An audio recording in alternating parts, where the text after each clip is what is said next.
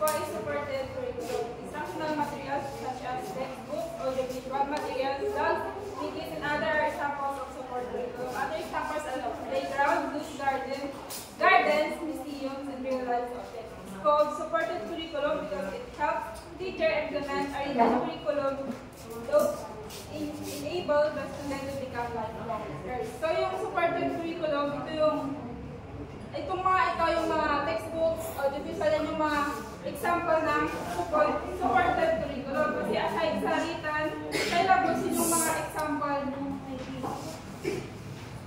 So yun yung example na yung isang student, siya mismo yung natututo at makakagain by experience. Next is assess curriculum. Tested or evaluated curriculum, a series of evaluations done by the teachers to determine the extent of teaching or to tell if the students are progressing. So, yung tested or evaluated curriculum, tinitignan yung progress ng isang student. So, for example, yung teacher is nagbigay siya ng pre-test, di ba? So, doon is i-test niya kung may kaalaman ba yung isang estudyante doon sa ibibigay niya. So, pagkatapos nun, di ba, magtuturo yung teacher about doon sa pre-test na binigay ng isang teacher. So, after that, magbibigay na ng post-test yung isang teacher para ma-measure yung progress ng learners about dun sa certain topic na i-discuss ng isang teacher.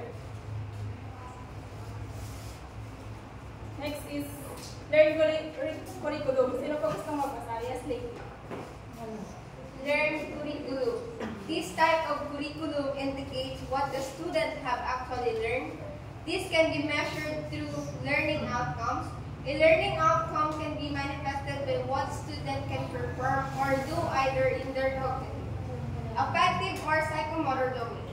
The learning outcome now determined by the result of the test, and it can be achieved by the student through the use of learning objectives. So, di ba sa lesson plan natin, naman yung learning objectives natin is, so kailangan ng isang student na ma-attain yung yung learning objectives na binibigay natin. Yan yung cognitive, affective, at saka psychomotor. So, yun yung kailangan i-attain ng isang student para malaman natin kung